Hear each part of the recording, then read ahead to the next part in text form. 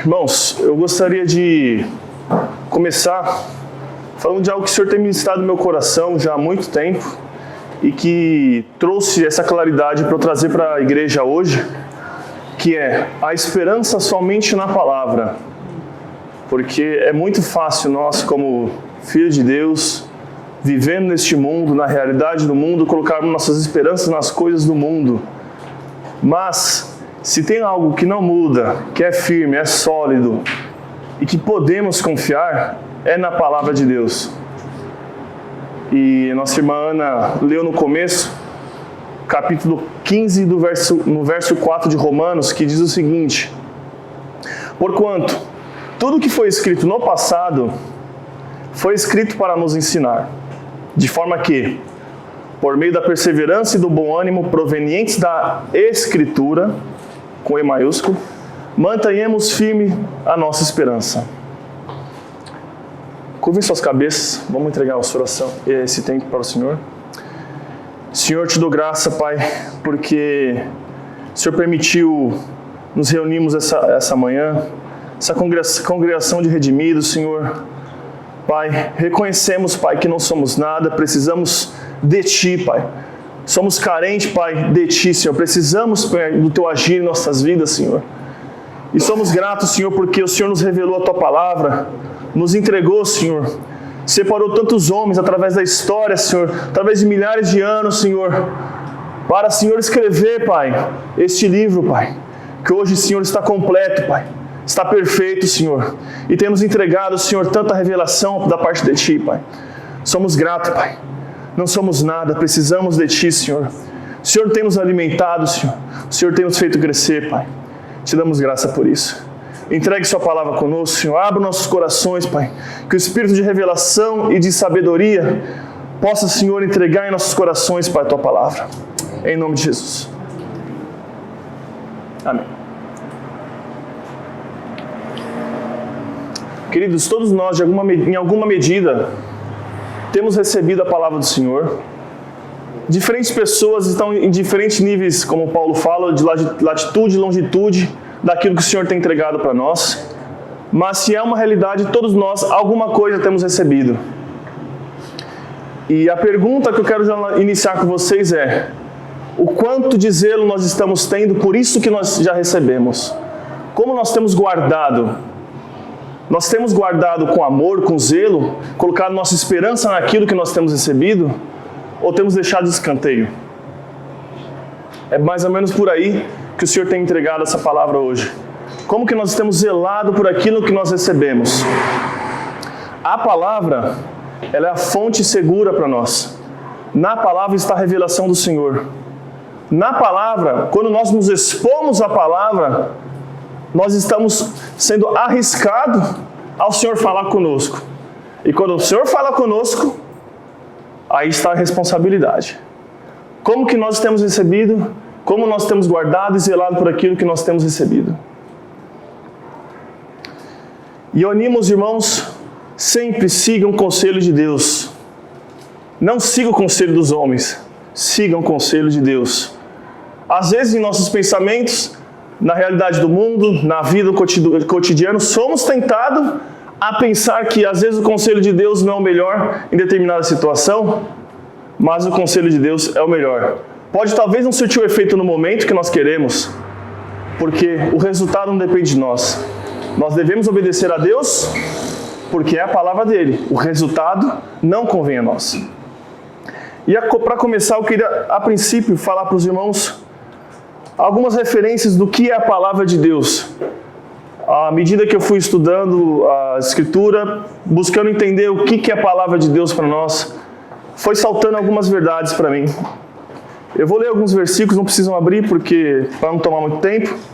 Uma das coisas que eu encontrei, que eu tenho certeza que os irmãos creem, é que a Escritura é a verdade. Em Salmos 33:4 diz o seguinte: porque a palavra do Senhor é verdadeira. Ele é fiel em tudo o que realiza. Então, queridos, em uma coisa podemos confiar: que a palavra dele é fiel, é verdadeira, que nele não há mentira. Então, podemos crer que a sua palavra é a verdade. Na sequência, no versículo seguinte, nos traz a revelação que a palavra dele também é boa, é justa. 36:5 fala o seguinte: ele ama a justiça e a retidão. A terra está cheia da bondade do Senhor. Queridos, além da palavra dele ser a verdade, é uma palavra boa. Mas não é o bom. Uma vez eu estava escutando um ensino e o ministro falou o seguinte: não é o bom do mineiro. Sabe, o bom, como é que você está? Você está bom? Eu estou bom. Não, a palavra do Senhor é boa. E quando a Bíblia fala que é boa, é porque algo é bom verdadeiramente. Não é algo superficial. Não é algo a escanteio. Não é algo bom para o ser humano. É algo bom aos olhos de Deus, nos parâmetros e critérios de Deus. Então, queridos, a palavra do Senhor é boa. E no versículo seguinte, no verso 6, os céus foram criados mediante a palavra do Senhor, e todos os corpos celestes pelo sopro de sua boca. Olha só, além da palavra ser a verdade, ser boa, justiça, ela também é um agente criador. Olha a transversalidade do significado da palavra de Deus. A palavra do Senhor é criadora. Através da palavra do Senhor, todas as coisas foram criadas, os céus e a terra, e todos os corpos celestes pelo sopro de sua boca. Gente, eu sou de São Paulo, para quem não sabe.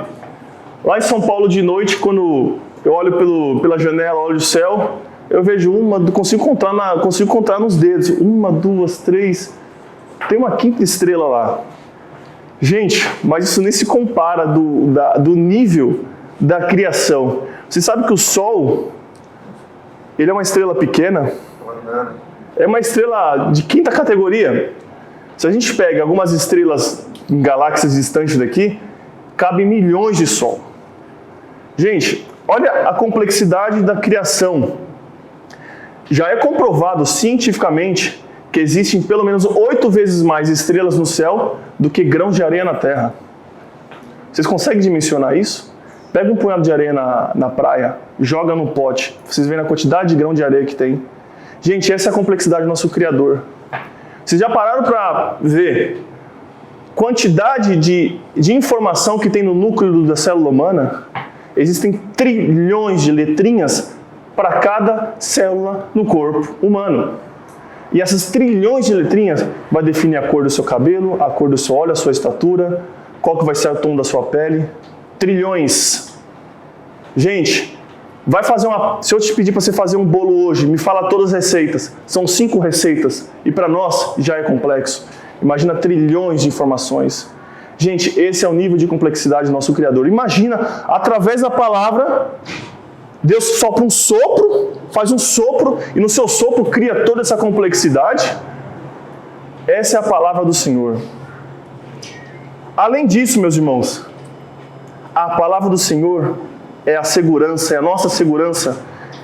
Em Lucas 5:5, relata a história de Pedro quando estava pescando e passou a noite pescando. Não está no descritivo, ainda quando tiver eu te aviso. Pedro passou a noite toda pescando e não conseguiu pegar um peixe. Então Jesus, na madrugada, chega para ele de manhãzinha, nascer do sol.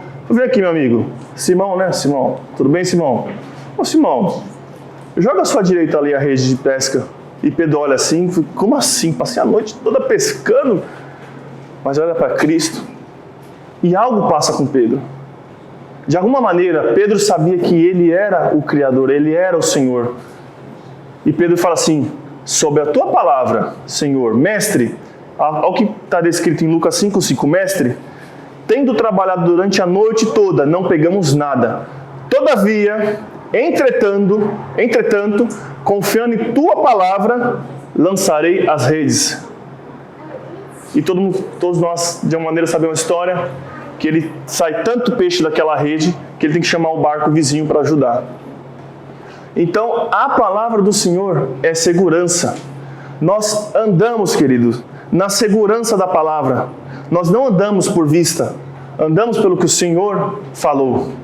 Se nós pegamos também um exemplo, o mesmo Pedro, quando estava... Pedro acho que gostava de se colocar nessas encrencas, né? Pedro estava no barco e vê um fantasma assim, uma tempestade no meio do mar, um fantasma aparecendo, e ele olha assim: é Jesus. E Jesus fala assim, vem. Como assim? Vem. Começa a andar. E ele anda sobre as águas. Ele não andou sobre as águas, querido. Ele andou sobre a palavra do Senhor. Não adianta a gente ser pretensioso, achar, porque Pedro andou sobre as águas, eu vou orar aqui hoje, eu vou lá começar a andar sobre as águas. Você vai afundar, meu amigo. Não adianta, isso é pretensão. Nós andamos sobre a palavra do Senhor. Nisso podemos confiar. Ele é nossa segurança. E falando ainda de tema de segurança, em Lucas 7,7, aparece um certo centurião romano para Jesus, muito preocupado com um dos seus servos, e chega para Jesus, Jesus, eu tenho um dos meus servos, ele está doente, acamado, e eu preciso que o Senhor cure ele. Eu gostaria que o Senhor curasse ele. Assim, com todo respeito e temor, ele chegou a Cristo. E Cristo virou para ele e falou assim, eu vou na sua casa visitar o seu servo. Então o centurião virou para Jesus e falou o seguinte, não, Jesus, tu és homem sob a autoridade. Aqui está a autoridade, Cristo estava sob a autoridade. Eu também sou homem sob a autoridade. Quando eu falo para os meus servos, façam, eles fazem. Quando eu falo para os meus servos, vão, eles vão. Então, Senhor, se tu falar a palavra, o meu servo será curado. Jesus olhou para aquele centurião e ficou pasmo, porque ele não achou tamanha fé em Jerusalém, encontrou num gentil, quem sabe que os gentios são todos que não eram os judeus, pagão, porque os romanos eram pagãos, eles queriam em vários deuses, provavelmente devia ter uma vida devassa, não sei, mas Jesus olhou para aquele homem, eu não achei tamanha fé em Israel, porque ele entendeu o mistério, ele sabe que se a autoridade está sobre Jesus, se ele falar, será cumprido, e pasme, aquele homem foi curado. Então, além da palavra ser a verdade, ser boa, ser um agente criador, ser a nossa segurança, ela também é uma bem-aventurança para aqueles que obedecem à palavra. Acho que todos nós podemos testemunhar a alegria de poder obedecer a Deus, de poder obedecer aquilo que nos foi revelado. Eu tenho testemunho de vida pessoal, como isso nos traz uma bonança, uma boa aventurança, e eu não estou falando nos termos humanos, de sabedoria, de riqueza, de boa vida humana, estou falando de paz, de viver uma vida com amor, em família. Em Lucas 11:28 fala o seguinte, ele porém afirmou, antes disso, mais felizes são todos aqueles que ouvem a palavra de Deus e lhe obedecem. Ele inclusive na sequência ele fala o sinal de Jonas. Irmãos devem saber que é o sinal de Jonas. Eu posso explicar. Jonas foi aquele profeta teimoso que não obedeceu a palavra de Deus. Deus fala, vai para Nínive pregar o arrependimento para os ninivitas. Quem conhece a história, os ninivitas eram inimigos de Israel. Tinham feito pesadas incursões contra o povo de Israel. Destruído o povo de Israel. Feito toda sorte de maldade. Então Jonas vira para Deus e fala assim, Deus, eu sei que tu és misericordioso, se eles se arrependerem, o Senhor vai perdoar eles, eu não quero que você faça, perdoe eles. Olha só que profeta, gente. Então o que ele faz? Sentido contrário de Nínive. Todos conhecem a história, ele cai do barco, um peixe grande pega ele e vomita ele no ventre do peixe grande, ele se arrepende e Deus manda o peixe grande vomitar na praia de Nínive. Quando ele chega lá, começa a pregar para os ninivitas, o que acontece? Os ninivitas se arrependem. Por que isso tem a ver com bem-aventurança? Porque eles se arrependeram e foram perdoados. E o povo de Israel, com o próprio Deus encarnado na terra, não se arrependeu. Não conseguiu ver Jesus, não conseguiu escutar as palavras de Jesus. Jesus fala que o povo de Nínive levantaria para julgar o povo de Israel. Impressionante. Imagina escutar isso, os inimigos da alma de Israel, julgando o próprio Israel. Ousadia, né? Então, queridos, é uma bem-aventurança. A palavra de Deus é uma bem-aventurança. Outro ponto, a palavra de Deus será sim ou sim. Não existe meio caminho, não existe meia verdade. Será cumprida. Em Mateus 24:35, Jesus fala o seguinte, o céu e a terra passarão, mas as minhas palavras jamais passarão. jamais passarão. Queridos, a palavra de Deus será cumprida. Ela é a verdade. A palavra de Deus também é a justiça de Deus. É a nossa esperança da vida eterna. Em João 5,24, em verdade vos asseguro, quem ouve a minha palavra e crê naquele que me enviou, tem a vida eterna. Não entra em juízo, mas passou da morte para a vida. Todos nós temos sido ensinados, queridos, que o ser humano nasceu em pecado. E o salário do pecado é a morte. E a morte tem uma transversalidade, que é a morte espiritual, a morte eterna e a morte física.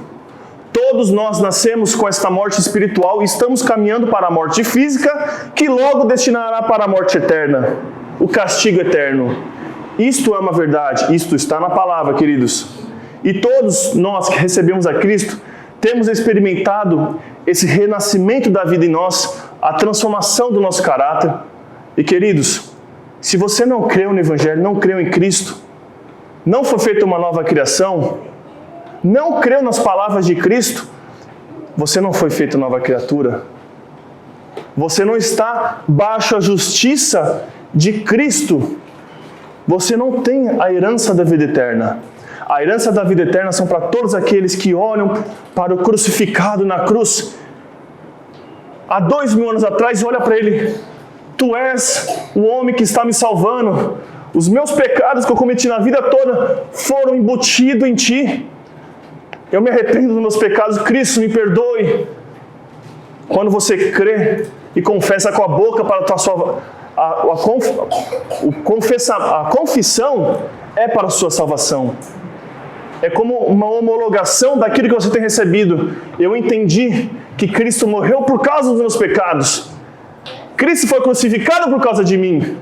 Eu deveria estar naquela cruz, mas Ele assumiu o meu lugar. Então eu olho para Ele e falo assim, me perdoe. E Cristo advoga junto ao Pai em seu favor. E você é feito nova criatura. Queridos, isso só acontece para aqueles que creem no Evangelho. Boas obras não salvarão. Justiça social não salvará. Pode fazer passar muitas coisas boas na terra, te dar frutos positivos, mas não traz salvação. A salvação só está em Cristo Jesus. Somente no Evangelho. Cristo, a palavra, é a esperança da salvação. João 8,31 diz, então, disse Jesus aos judeus que haviam crido nele, se permanecerdes na minha palavra com P maiúsculo, verdadeiramente sereis meus discípulos. Queridos, os judeus creram na palavra do Senhor e Cristo veio à terra e pregou esse evangelho que nós estamos pregando hoje. E eles criam nos mesmos termos que nós estamos crendo hoje. A mesma revelação que foi exposta há 2000 anos atrás está sendo exposto hoje aqui. Cristo é a esperança da salvação. Permaneçam na palavra. E algo interessante, esse permaneçam é algo contínuo. Não é algo que aconteceu há 5 anos atrás, quando eu confessei a Cristo, quando eu criei no Evangelho, quando eu me identifiquei com a morte de Cristo, entendi que meus pecados foram embutidos em Cristo. Não adianta ficar por lá. É uma continuidade. A vida do cristão é uma cruz diariamente. Estou crucificado com Cristo. Agora vivo não mais eu, mas Cristo vive em mim. É uma vida contínua de arrependimento e crer. Arrependimento e crer. Amanhã, segunda-feira, quando estiver na minha casa lá em São Paulo, eu tenho que me arrepender e crer novamente. Não é que amanhã eu cometi um pecado, eu me afastei da fé. Não é assim. Não é assim que funciona. Mas cometi meus erros, minhas falhas. Nós somos falíveis. Me arrependo e creio. Queridos, cuidado com proteção do pecado. Cuidado.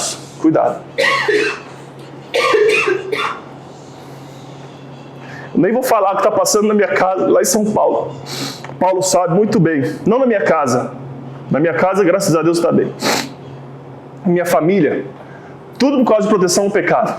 Coisas graves aconteceram na minha família. Envolveram coisas graves na minha família.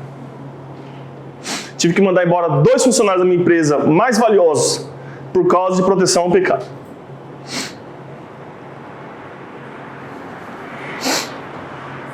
Em João 14, 21, fala o seguinte: aquele que tem os meus mandamentos e obedece a eles, esse é o que me ama. E aquele que me ama será amado por meu Pai, e eu também o amarei e me revelarei a ele. Queridos, os mandamentos do Senhor são coisas boas, não são pesados. É agrado para a alma. Aleluia. A palavra também é limpadora. João 5,3 fala o seguinte: vós já estáis limpos. Vocês não vão ser limpos. Vocês estão limpos. Certo que estão limpos numa contínua purificação de vida. Vós já estáis limpos pela palavra que eu vos tenho transmitido. Aleluia. A palavra também, queridos, é a ferramenta pela qual nós fomos transformados. Olha o mistério. Em 1 Pedro 1,23. Fostes regenerados não a partir de uma semente perecível, mas imperecível, por meio da palavra de Deus, a qual é viva e operosa por toda a eternidade. Olha só, gente, olha a transversalidade do significado da palavra. Gente, eu quando comecei a estudar, eu fiquei pasmo a quantidade de significados que a gente consegue tirar com o tema da palavra. Eu selecionei alguns, senão ia ficar a ministração inteira falando só de significado. Mas me chama muita atenção que é através da palavra que nós somos feitos novas criaturas. Para quem não sabe, o significado de regenerados significa: o que está hoje não serve para mim. É Deus falando: filho, o que está hoje não serve para mim. O que serve é aquilo que eu gero de novo. É aquilo que eu vou, destruo e gero de novo. Esse mistério acontece, queridos, na identificação com a morte de Cristo. Existe um mistério tão grande na cruz do Calvário que é impressionante. À medida que nós vamos recebendo revelação, nós somos sendo limpos pela palavra, nós ficamos impressionados com a quantidade de revelação que há na cruz do Calvário. E por último, significado de palavra, eu trouxe também algo que não é tão benéfico, vamos dizer assim, entre aspas. Porque até agora eu falei só de benefícios de confiar na palavra, da nossa esperança na palavra. Mas existe algo prejudicial também. A palavra é juízo também para os que não creem. Em João 12,48 diz o seguinte: aquele que me rejeita e não acolhe as minhas palavras, tem quem o julgue. Quem vai julgar? A palavra que proclamei, essa o julgará no último dia. Queridos, o juízo é hoje, não é amanhã. A palavra que está sendo proferida hoje, o evangelho proferido hoje, serve tanto para você se arrepender, mas se não havendo arrependimento, essa mesma palavra vai servir de juízo. Sabe como? Querido, há 50 anos atrás eu me apresentei a você e você virou para aquela palavra que eu te doei. Mas como assim se arrepender? Não, eu nunca fiz nenhum mal, eu nunca roubei, nunca matei, não pratiquei imoralidade sexual, eu pago meus impostos, eu cuido da minha família, eu sou um bom empresário, eu faço não sei o que, x, y, eu ajudo o pobre, eu dou cesta básica, eu dou comida na madrugada. Pera, você não entendeu? Não é isso que eu estou apresentando. Isso são boas ações, seguramente são boas ações, mas para Deus não conta. O que conta para Deus é um coração contrito, arrependido. Falei: Senhor, eu não sirvo para nada. Senhor, eu não sou nada. Eu preciso de Ti. Transforme a minha vida. Queridos, se você faz isso, Parabéns, é louvável, aos meus olhos é louvável fazer isso. Mas para Deus não conta. Obra de caridade para Deus não conta. Porque Deus está interessado no seu coração, na transformação da sua vida. Aleluia. E para quem ainda talvez não conseguiu ainda entender, depois de tudo que eu falei, a palavra, o curioso é que a palavra, todas as vezes que a gente lê a palavra, ela está em P maiúsculo. Aí eu comecei a pôr na cabeça e falei, Senhor, o que significa isso? Palavra com P maiúsculo, por que P maiúsculo? Gente, eu comecei a entender que na verdade essa palavra é o próprio Cristo, é o próprio Senhor manifestado. O verbo se fez carne, nossa irmã André falou agora lá. É o próprio Cristo se materializando através de letrinhas. Mas queridos, isso aqui é papel e tinta. Isso aqui não tem valor por si próprio. É papel e tinta. Senão Cristo, o Espírito da palavra, se fazendo carne em cada letrinha para nós, é só papel e tinta. Não serve para nada. Então eu oro hoje, por isso que no começo quando eu orei, eu falei assim, Senhor, que o Espírito da sabedoria e da revelação possa ensinar hoje a nós.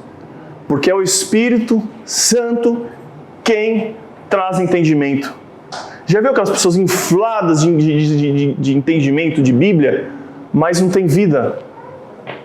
Uma vida totalmente torta, mas você pergunta qualquer versículo, o cara sabe de cabeça, de cor, mas não tem vida transformada? O que significa isso? Porque essa palavra aqui, quando o Senhor se revela, para mim, pessoalmente, é quebrantamento. Aleluia. Agora, pode pôr o versículo. Agora eu vou começar a usar. Aí. Queridos, em 2 Timóteo 3,16, é o próximo, por gentileza. Tem na televisão, ou se quiserem abrir. A nossa confiança, segurança, esperança está no que o Senhor revelou em toda a sua Escritura. 2 Timóteo 3,16 fala o seguinte: toda a Escritura é inspirada por Deus e proveitosa para ministrar a verdade, para repreender o mal, para corrigir os erros e para ensinar a maneira certa de viver. Nós sabemos que na Escritura nós aprendemos como lidar com família, como sermos filhos temerosos, como sermos pais cuidadosos, como sermos maridos, mulheres. Ensina a trabalhar, ser zeloso no trabalho. Ensina a lidar com subordinados. Ensina a lidar com os irmãos mais fracos na fé. Ensina a respeitar os nossos pais espirituais. Queridos, sabemos que na Bíblia, lá está o manual. Essa é a realidade, manual de vida. E todos nós, de alguma maneira, temos experimentado a bonança de poder viver sob a autoridade desse manual de vida. Certamente, quando Paulo escreveu essa carta para Timóteo, essa segunda carta para Timóteo, ele estava se referindo ao Antigo Testamento. Toda a Escritura é inspirada por Deus e serve para repreender o mal, para corrigir o erro. Ele estava se referindo aos antigos escritos. Provavelmente já deveria existir algumas cartas do Novo Testamento. Provavelmente alguém já teria escrito algum dos evangelhos. Provavelmente ele já tinha uma referência de alguns escritos que nós temos no Novo Testamento e que temos por sagrado. Provavelmente Paulo já tinha hoje. Mas, queridos, para nós, hoje, toda a Escritura, são 66 livros que estão nessa Bíblia, de Gênesis a Apocalipse, de Gênesis a Zacarias, de Mateus a Apocalipse, toda ela inspirada.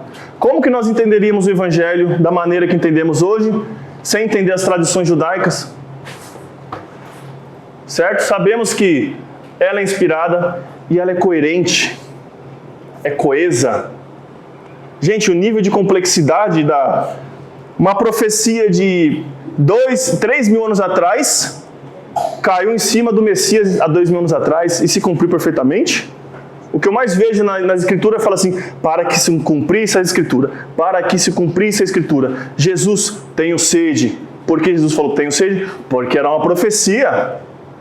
Os romanos tiraram sorte com a capa de Jesus, era profecia.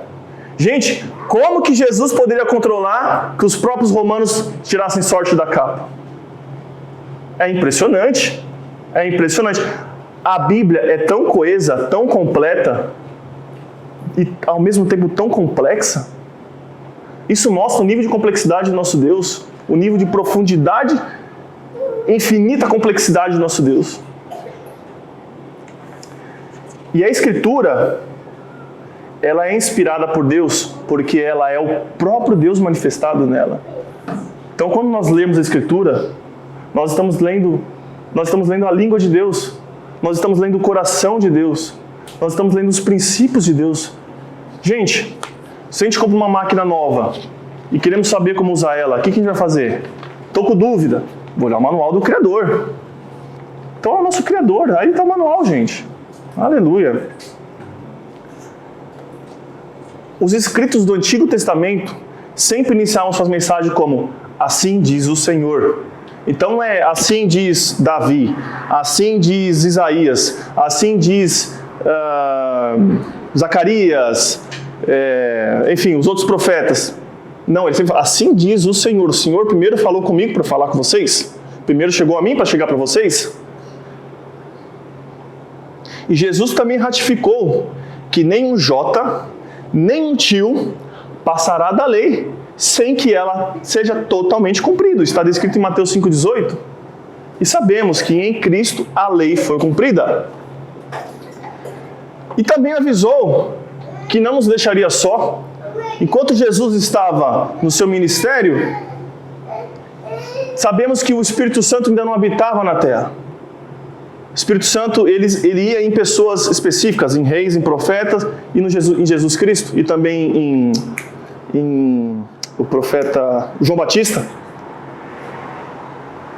E Jesus falou assim, eu irei para o meu Pai, mas eu não vos deixarei sozinho.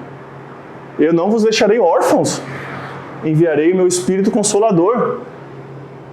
E eu, pessoalmente, redundantemente, todos vocês que têm recebido o Espírito de Deus são testemunhas do que é a ação do Espírito Santo em nossas vidas. Eu sei o que eu era há 12 anos atrás, quando eu reconheci a Cristo, quando eu entendi o Evangelho. Eu sei o que eu fui um dia depois, de como minha mente mudou, como eu tinha um guia. Antes eu era um perdido, não sabia para onde ir antes, depois eu tive um guia. Falou, não vai por esse caminho, vai por esse. Isso está certo, isso não está certo. Era como uma direção, um GPS que foi colocado na minha cabeça, direcionando qual caminho ir. Queridos, negar a inspiração da Escritura é desprezar o testemunho de Jesus Cristo. Porque o próprio Jesus falou que a Escritura é inspirada, que não haveria de passar um tio ou um jota. É também negar o testemunho do Espírito Santo em nossas vidas e na vida dos profetas, porque o Espírito Santo se revelou para eles lá, se revelou a Abraão, a Isaac, a Jacó. É também negar a inspiração dos apóstolos, porque se hoje nós temos o Novo Testamento, os 4 livros do Evangelho, as cartas para as igrejas, a carta dos Atos dos Apóstolos, se nós temos essas cartas, foi por inspiração do Espírito Santo. Nós não podemos desprezar as Escrituras, não podemos desprezar a inspiração das Escrituras. A inspirada palavra de Deus é a expressão da sabedoria e do caráter de Deus, transmitido por quem? Por Cristo. Cristo é a materialização de Deus. Cristo, ele é o próprio Deus se manifestando na terra. Queridos, não se engane, Cristo é Deus. Essa matemática, talvez, não faz sentido, porque, poxa, a gente crê um Deus ou 3 deuses? Peraí, a gente tem Espírito Santo, tem Jesus Cristo, tem Jeová, mas é um só? Queridos, um triângulo, se eu tiro uma aresta do triângulo, ele continua sendo um triângulo? Não. Músico, para você fazer uma música, me ajuda. Compasso, melodia, harmonia. 3D, 3 dimensões. Altura, largura, comprimento. A dimensão, se eu tiro a altura, deixa de existir? Gente, está espalhado na Terra inteira. A assinatura 3 em 1, 3 em 1, 3 em 1, 3 em 1, 3 em 1. Próton, átomos, nêutron. Fórmula. Um núcleo. Queridos, a assinatura 3 em 1 está em todo lugar.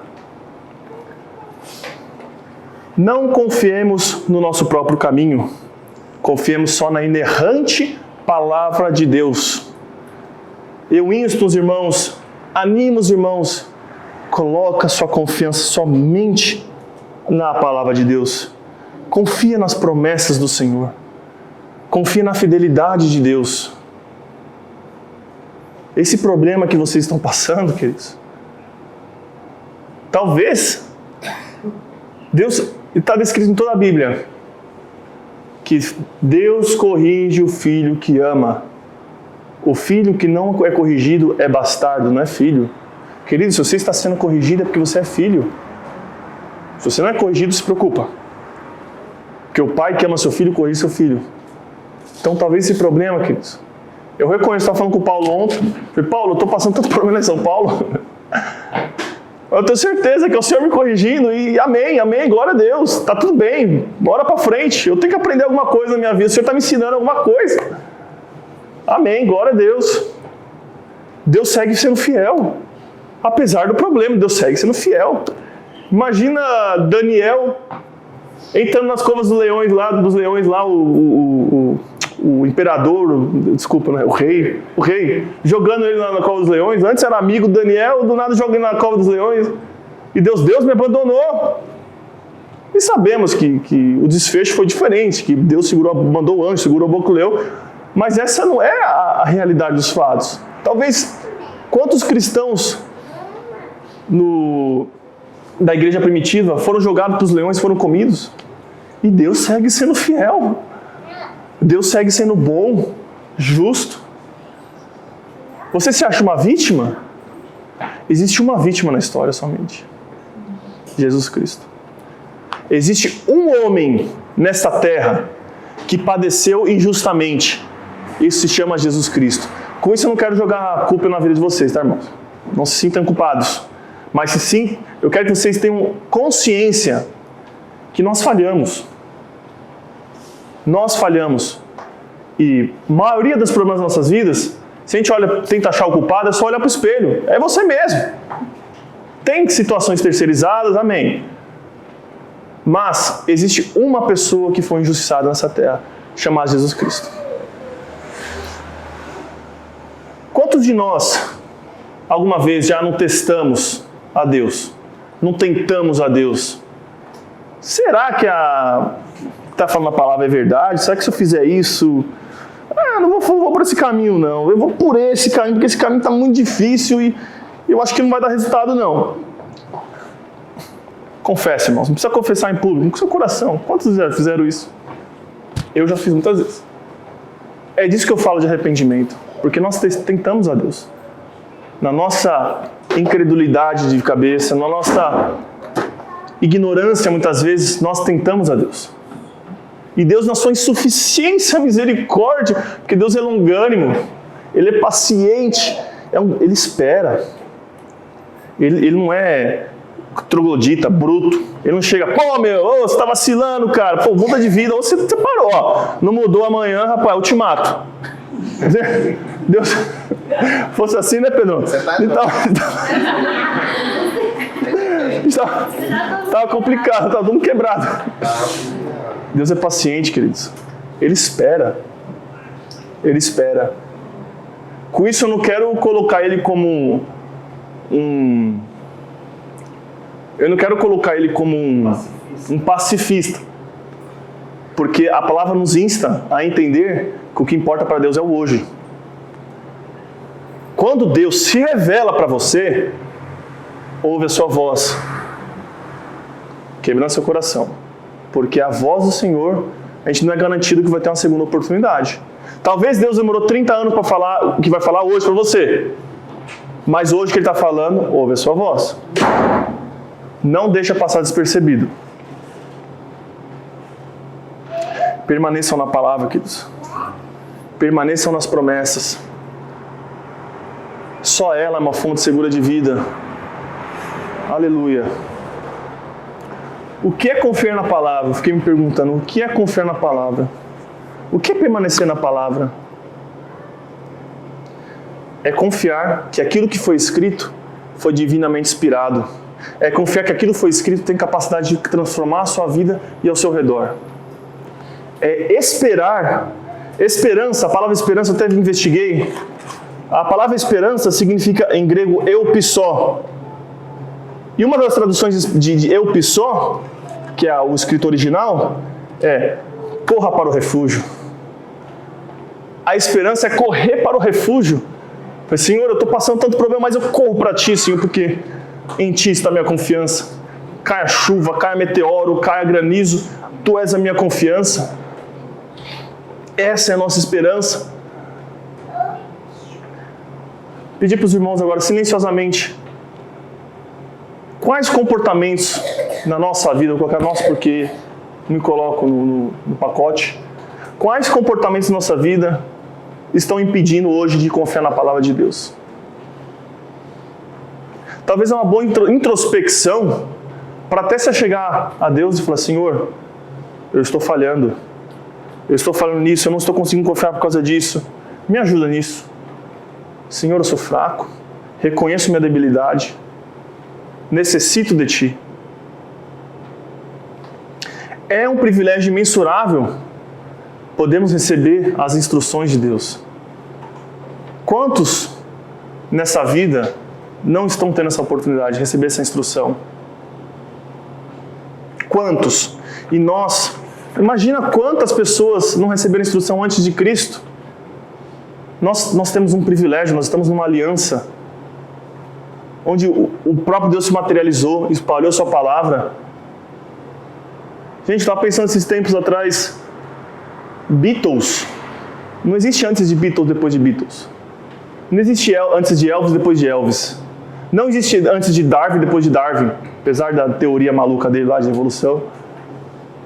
Não existe antes de Einstein depois de Einstein. São gente expoente, gente que mudou drasticamente a forma de pensar da humanidade, com exceção do Darwin. Esse é só confundiu, né? Porque se confundeu. Mas Cristo, quando Ele veio à Terra, foi tão poderosa a ação dele nessa Terra que foi divisor de água. Existe um mundo antes de Cristo e um mundo depois de Cristo. Aleluia! A palavra nos mostra: examinei-vos, para ver se estão permanecendo. Pode passar para o próximo, por gentileza. Em 2 Coríntios 13, próximo. 2 Coríntios 13, 5.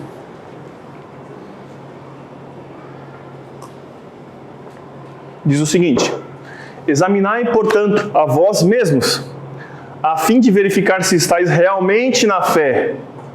Provai a vós mesmos, ou não percebeis que Jesus Cristo está em vós, a não ser que estejais reprovados? Olha o mistério aqui que Paulo está direcionando para os coríntios. Examine a si mesmo. Não é Paulo chegando lá para os coríntios e deixa eu ver aqui.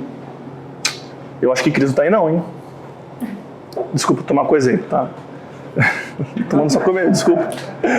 Eu acho que Cristo não está aí não, hein? Ele está olhando para ali, né? Eu estou olhando para o banco ali, ó. Ele fala, por isso que nós somos ensinados a nunca chegar, ô meu irmão, estou vendo Cristo na sua vida não, hein? Nós somos ensinados a chegar, ô meu irmão, tá tudo bem? Como é que está a sua vida com Cristo? Como é que está você? Como é que está seu relacionamento? Como é que está a sua intimidade? E a gente vai ver que a maioria dos problemas que a gente está passando é por fraqueza, falha nossa. Também fala em Salmo 26:2, próximo. Examina-me, Senhor, e submete-me a provas, sonda os meus sentimentos e minha mente. Olha só, Paulo primeiro nos fala para nós nos examinarmos. O salmista fala para o Senhor examinar a nós. Então existem dois tipos de exame que podemos fazer. Uma nós mesmos e outra pedir para o Senhor fazer em nós. Agora existe um terceiro que deve ser cuidadoso. A palavra examinar a Deus é perigosa, porque examinar a Deus é igual a tentar a Deus. Deixa eu ver aqui se Deus está falando a verdade. Não sei não, hein? Tô achando que isso aqui não é tão verdade assim não. Será que Jesus era Deus? Não acredito nisso não. Coisa espiritual, eu acredito só em coisa material. Gente, isso é perigoso, porque isso é igual a tentar a Deus. É o pecado da incredulidade, examinar a Deus. Nós podemos examinar a nós mesmos, e nós temos ferramenta para isso, através de discipulado, conselho, através de oração, através da leitura da palavra, através da exposição da palavra. E também podemos pedir para o Senhor examinar a nós. É uma oração meio perigosa, porque o padrão de Deus é impressionante. É um nível que nós não alcançamos. É o nível de Cristo. Mas devemos fazer isso, queridos. Muitos hoje ensinam em igrejas, eu já escutei isso, não foi uma vez ou duas vezes, tanto presencial quanto pregações na internet, a pessoa ser usada com Deus. Olha só, gente. Imagina o ser que criou todas as estrelas no sopro da sua voz.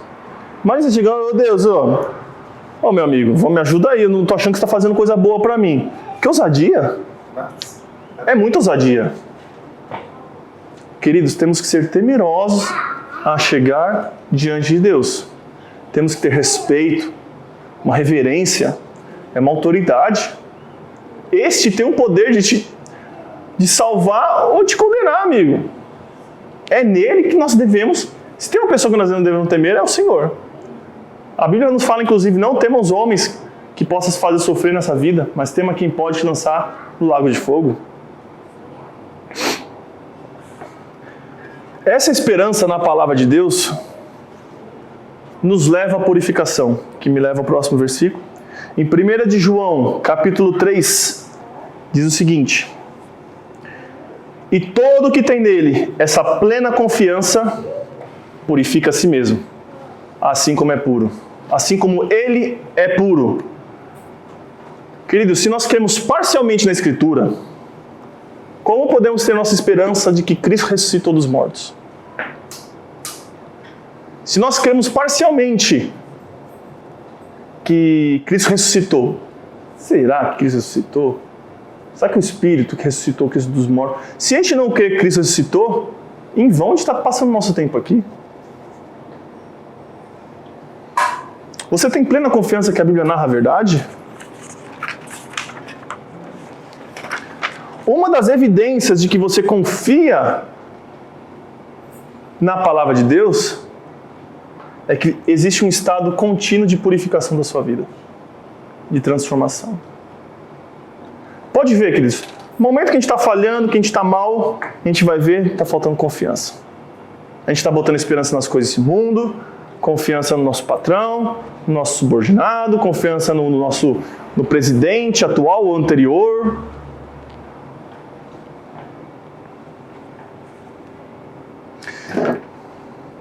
Querido, se o mesmo Espírito que guiou dezenas de homens a escrever o Antigo Testamento e dezenas de homens para escrever o Novo Testamento, não se revelar para você, não serve para nada. A Escritura, mais uma vez, é uma autoridade inerrante, a qual nós nunca nos graduaremos. Isso não significa que nós não deixaremos de maneira incessante de estarmos expostos, não vou dizer buscar, porque ninguém busca a Deus, mas estarmos expostos, nos colocarmos na brecha.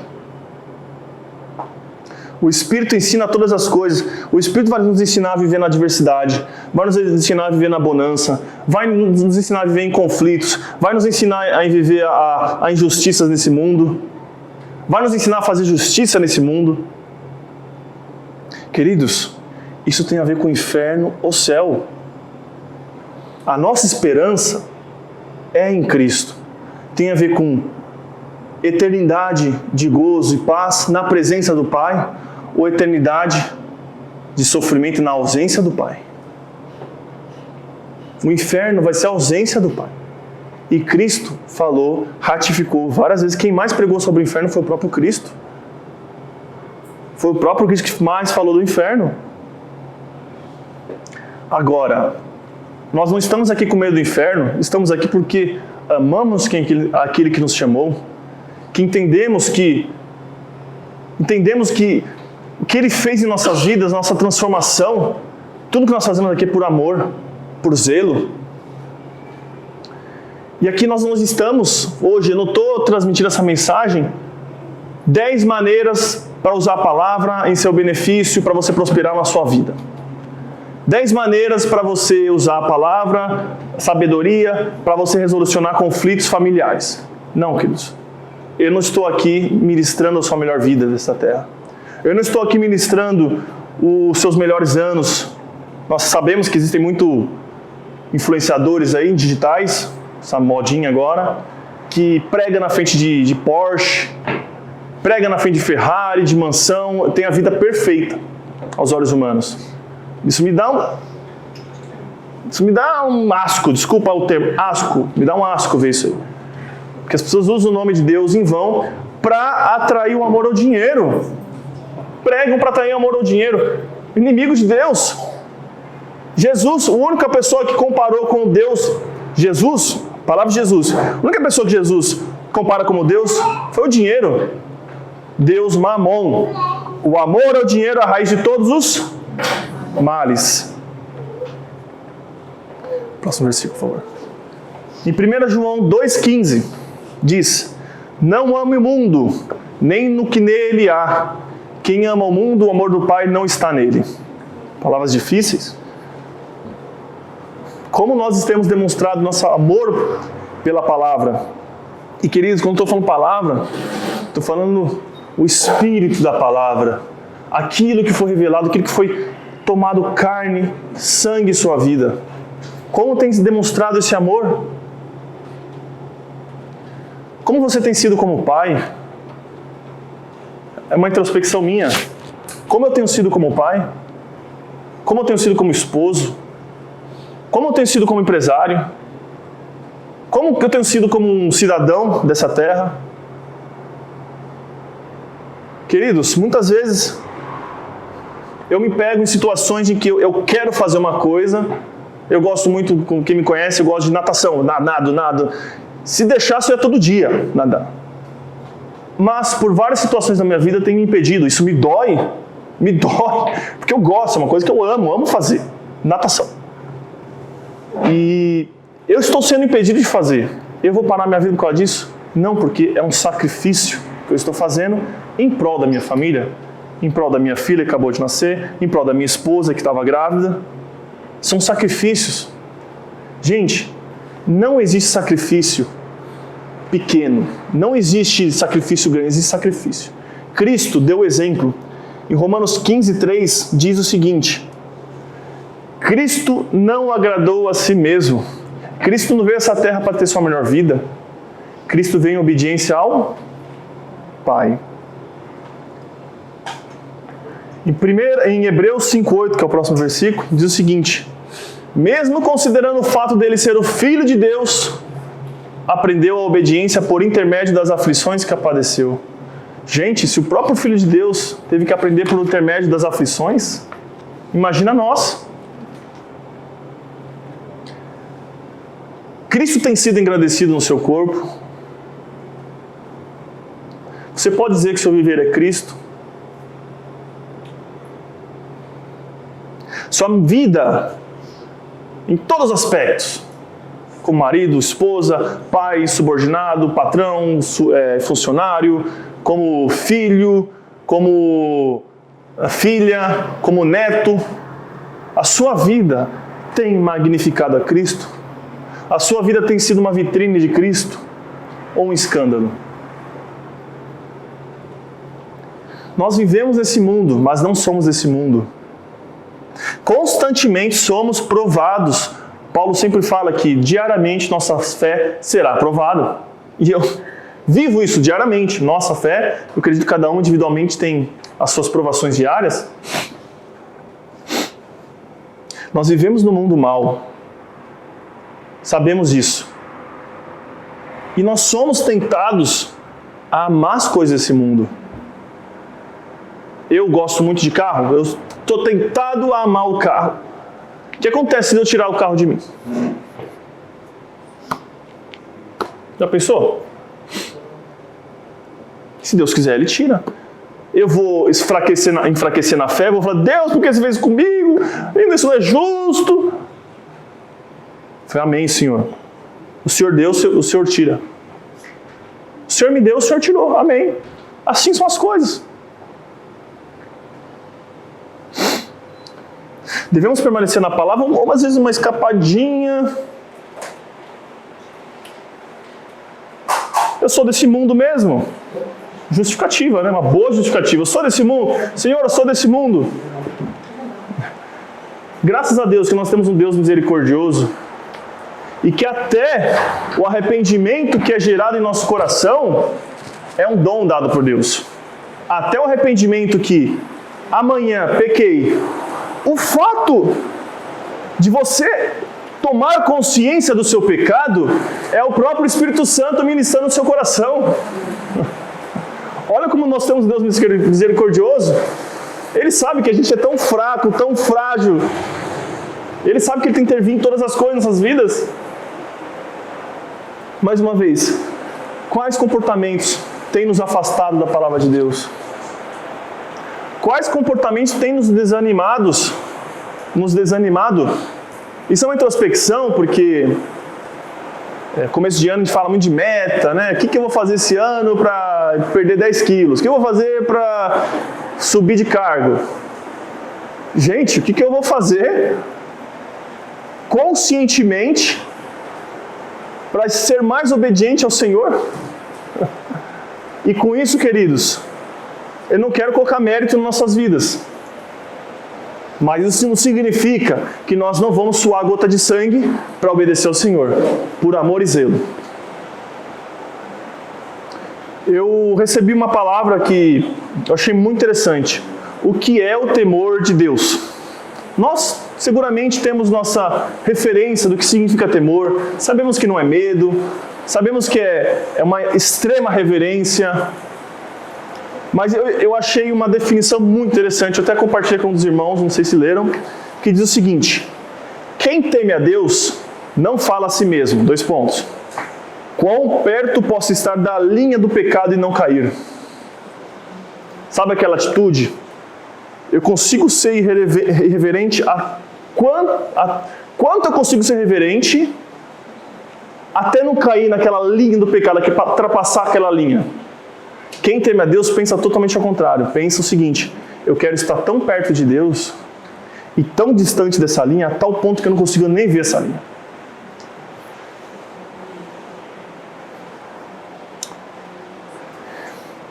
A palavra fala que a Escritura, todos que creem, são regenerados pelo poder da palavra.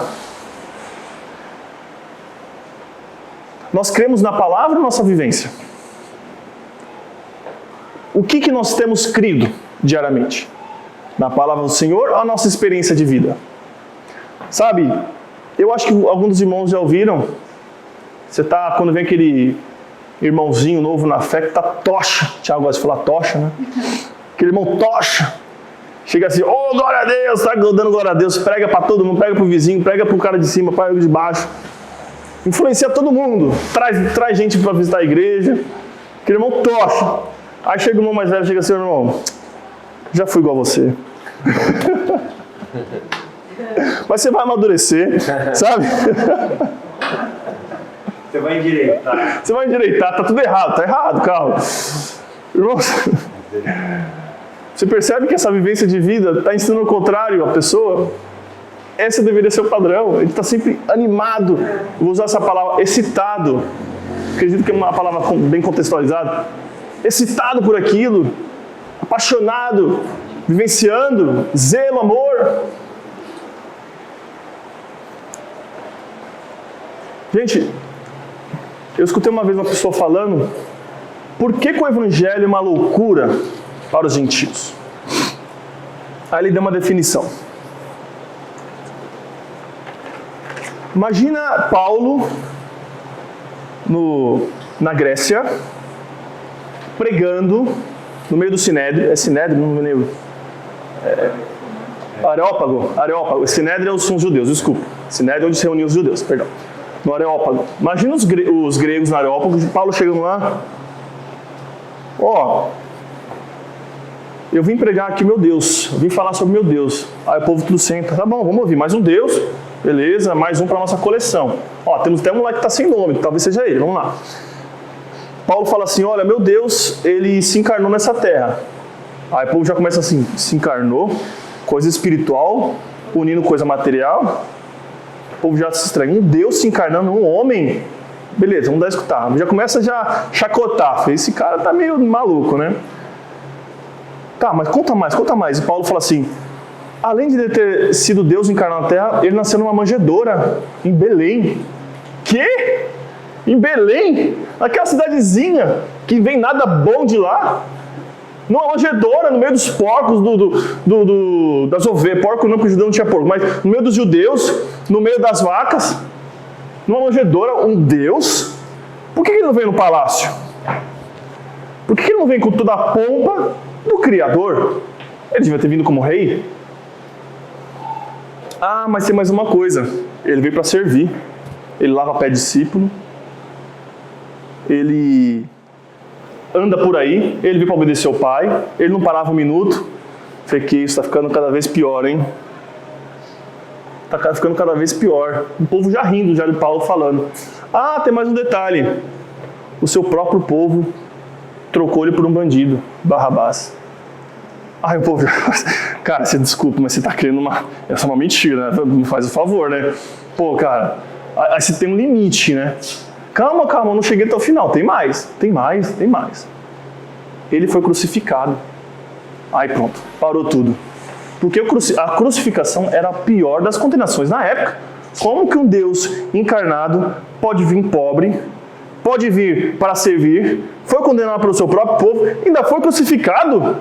Tá, mas aí veio uma legião de gente, pá, tirou os espinhos, tirou o prego e salvou e fez um reinado? Eu falei, não, ele morreu. Eu falei, o quê? Morreu. Gente, esse evangelho é uma loucura.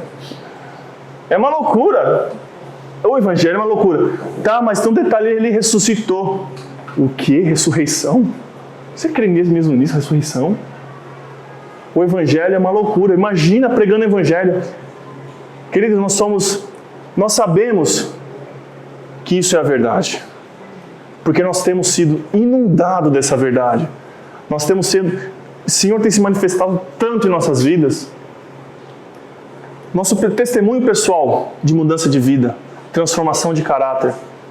Nós sabemos que nós éramos antes. Sabemos que somos hoje. Uns eram piores do que outros, né? Vamos ser bem franco, né? Eu era um dos piores, né? Não vou nem contar meu passado, não.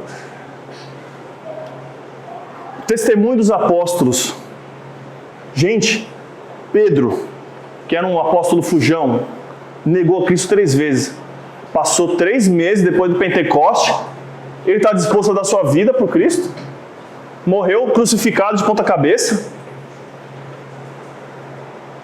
Os apóstolos fujão, se fosse uma mentira, eles não iam proteger a mentira com a sua própria vida. Depois que Jesus morreu, pô, para que eu vou proteger o cara? Ele já morreu mesmo. Algo passou. Toda a coerência da Bíblia, já falei aqui, profecias de 1000 anos atrás se cumprindo perfeitamente em Cristo.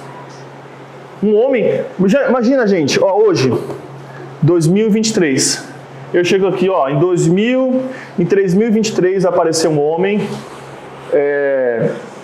na Europa, vai estar com tal roupa, vai fazer tal coisa, vai mudar a vida. Gente, imagina eu profetizando 1000 anos depois. Um evento vai acontecer 1000 anos depois. Foge da... Eu não consigo projetar o que vai acontecer amanhã. Como eu vou projetar uma coisa passar 1000 anos? Gente, imagina a cultura do ano 1500. O povo andava de navio. O povo usava aquelas roupas gigantescas. Não tomava banho direito. Imagina um cara de 1500, no ano 1500 profetizando uma coisa no ano 2000. Ah, no ano 2000 vai ter coisas de lata, que vai ter uma engenharia por dentro que vai transformar a rotação, vai projetar nas rodas, o cara pum, vai andar 300 por hora. Imagina o cara no ano 1500, não, porque vai acontecer um tal evento, Santos Dumont vai aparecer, ou os irmãos americanos, seja lá, vai inventar uma coisa que vai planar, e vai condicionar um motor que vai projetar vento e vai fazer a pessoa voar. E vai ser intercontinental. Imagina! Cara, você tá maluco, cara. Gente, é mais ou menos isso. Estou projetando uma realidade nossa hoje do que aconteceu há 3 anos atrás. Eu estou falando de uma pessoa profetizando. Fora Abraão recebeu revelação. Isaac recebeu revelação. Davi recebeu revelação. Gente, e várias gente que são omitidas na Bíblia que também receberam revelação. E sem contar a realidade do mundo espiritual. Amém, irmãos? Amém. Coloque sua esperança na palavra de Deus. Não existe nada melhor do que a palavra de Deus. Confie somente na palavra de Deus. Quero instar os irmãos. Ela é a verdade. Ela é boa. Ela é a nossa segurança. É a nossa bem-aventurança. Ela será cumprida sim ou sim. Ela nos concedeu a vida eterna. Ela é a nossa esperança da salvação. E não nos esquecemos de nos examinar constantemente. Deus abençoe essa palavra. Amém. Amém.